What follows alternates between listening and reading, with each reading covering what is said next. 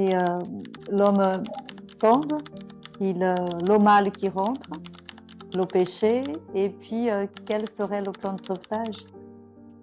Alors, le plan de sauvetage est déjà suggéré par une parabole, ou par une énigme, qui se trouve précisément en plein cœur du chapitre 3, qui nous rapporte finalement l'événement de ce que vous avez appelé de la chute de l'homme, qui nous rapporte l'événement de l'échec, finalement du plan, du projet du Créateur.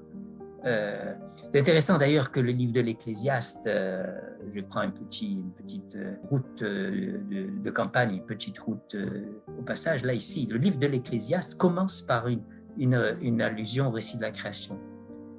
Il y a un récit de la création, cette étape, et pour nous dire que finalement, tout ce projet de Dieu, tout ce que Dieu a fait, moi je résume et je schématise ici parce que ça demanderait trop de développement. Le premier message du livre de l'Ecclésiaste, qui est une réflexion, soit dit en passant, au livre de la Genèse. Le livre de l'Ecclésiaste, c'est le livre de la Bible qui se réfère le plus à la Genèse. Donc, il y a énormément de références, allusions. On commence par la création. D'ailleurs, comme le livre de la Genèse commence par la création, et pour nous dire finalement, tout est vanité.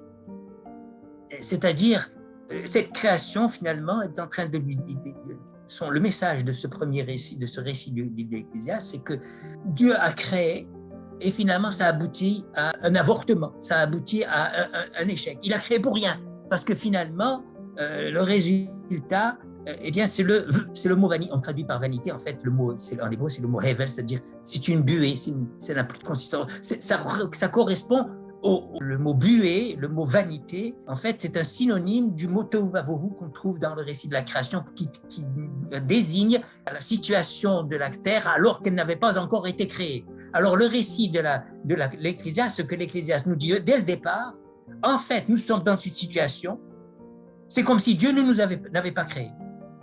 Nous sommes avant la création. Nous sommes dans une situation absurde. Voilà dans laquelle nous nous trouvons. Nous sommes dans une situation qui n'a pas de sens. C'est une buée. On est là et 2 minutes plus tard, on n'est plus là.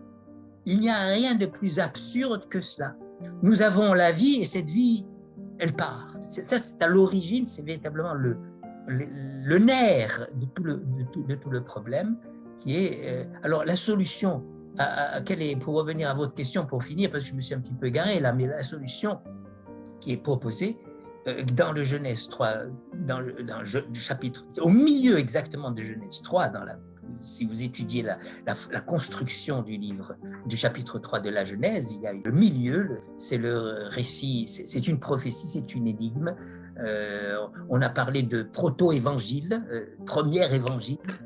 C'est l'histoire de Dieu, en quelque sorte, pour résumer, pour schématiser, pour simplifier. Je dirais que c'est l'histoire de Dieu qui répond au problème du mal. Et comment répond-il au problème du mal? Eh bien, lui-même, il se met en victime de ce problème du mal.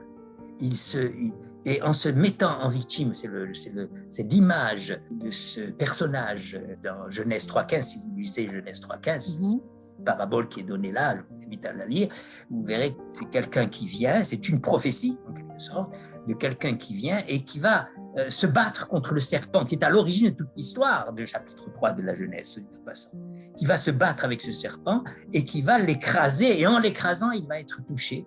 Il va aussi payer de sa vie, et en payant de sa vie, il va en quelque sorte permettre de retrouver la vie que nous avons perdue. Alors, mais j'ai pris des raccourcis, mais c'est la réponse qui est déjà donnée dans Genèse 3, à savoir que Dieu lui-même prend sur son compte, prend sur lui de répondre à cette question et de répondre par son propre rétrécissement, son propre sacrifice. Et à travers ce sacrifice, il permet à l'homme de retrouver ce qu'il a perdu. C'est le don de Dieu, c'est la grâce de Dieu, Dieu qui nous sauve par lui-même.